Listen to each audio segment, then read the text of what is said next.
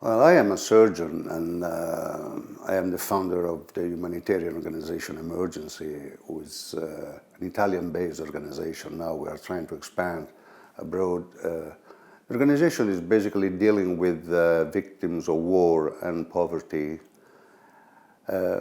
We had a long history, about 22 years, of treating war wounded. And then we expanded to include war victims, which is a much broader concept. A woman who cannot have a safe pregnancy because the war has destroyed everything, or a child who cannot be cured for very easy, stupid, preventable diseases, has to be considered a war victim as well. I think that it was our extensive practice in different countries for 22 years that reached over 7 million people that we have treated, that eventually produced this Right Livelihood Award that was given to me, but mostly to the organization, as a recognition of the great work they've done.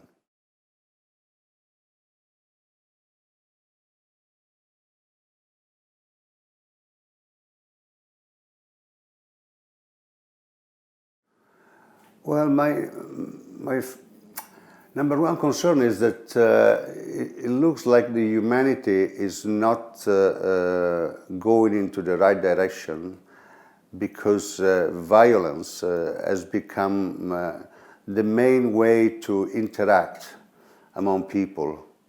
And violence is basically the common denominator of those who are waging wars or those who commit terrorist acts. The idea that we live in a community should be much, much stronger, and education is a good part of allowing this consciousness to become very common among the general public. If we decide to live associated, what's the sense of killing each other? Every species who kills their kids is obviously going to get extinguished. So what's the point in solving problems through violence? We have other means, dialogue, talking, understanding each other, also compromising. But when the option of violence is open, it is quite unavoidable that we will go into that direction. I think we must seriously think of not using violence as a precondition to establish good human relations of mutual solidarity.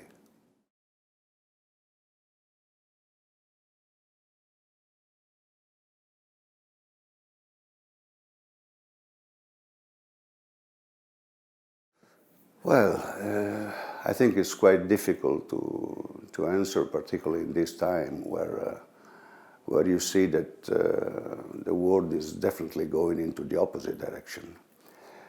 But you know, in history, things never went as we predicted.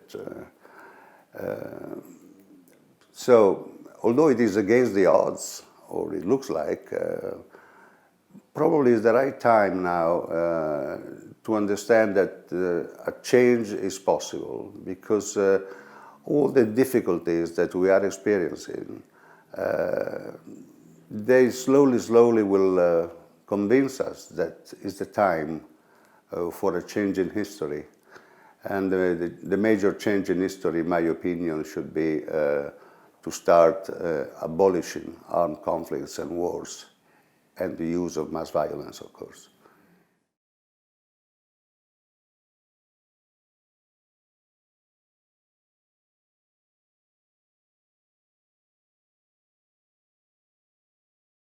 Well, I think that this is absolutely the crucial element. We cannot continue with a few intellectuals and scientists who are against war, against nuclear weapons.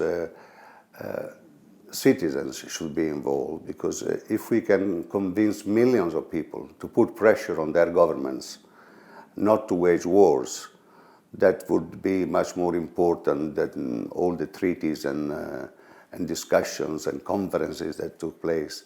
So I think that eventually the citizens' involvement, the general public involvement is the most important factor in this, and everybody can contribute, starting by saying, I am against this.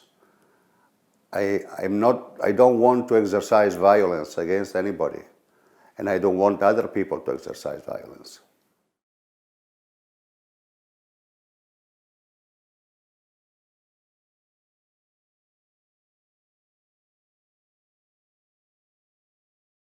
Well, sometimes you don't see the benefits the day after, but you have planted a seed.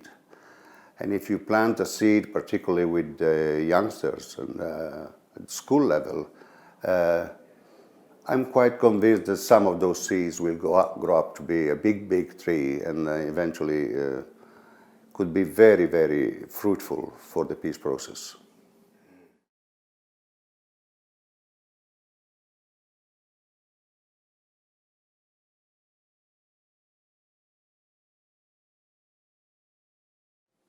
Well, it's try to recover and retrieve your memory and the memory of your family members about the real meaning of war and the real meaning of violence. Because people who have not seen wars, who have not been listening to the stories of the victims, are not prone to understand. You have to be exposed to these problems, and then you will probably realize that a sense of peaceful world, a sense that living in peace and living without violence is much better for everyone, is much better for the environment, is much better for the future generations.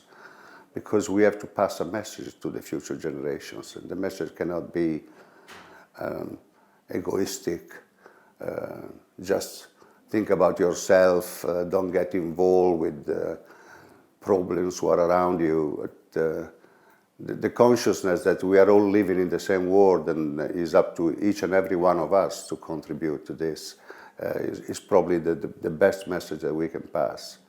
I'm convinced that education is one of the most important tools.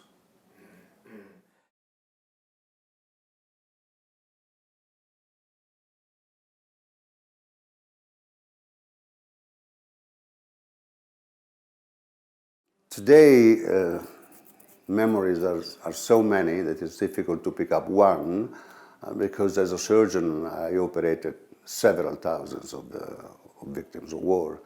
But what disturbed me the most at the beginning was to see children maimed by toy mines.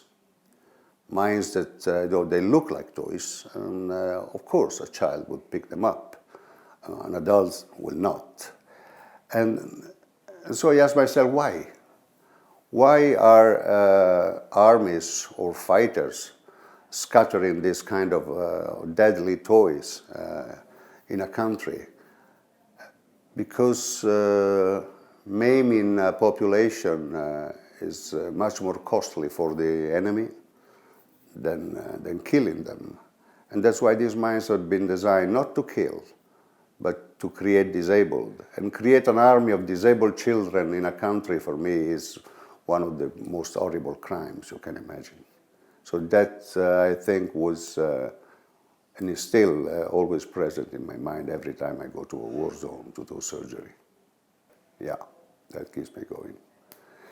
Knowing that you cannot change the world, but you can change the world of that particular person you have met 1 week before or 1 month before.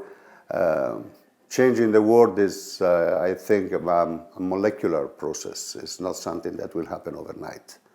But if many people keep going in trying to save lives, to improve the quality of lives, that will make a difference.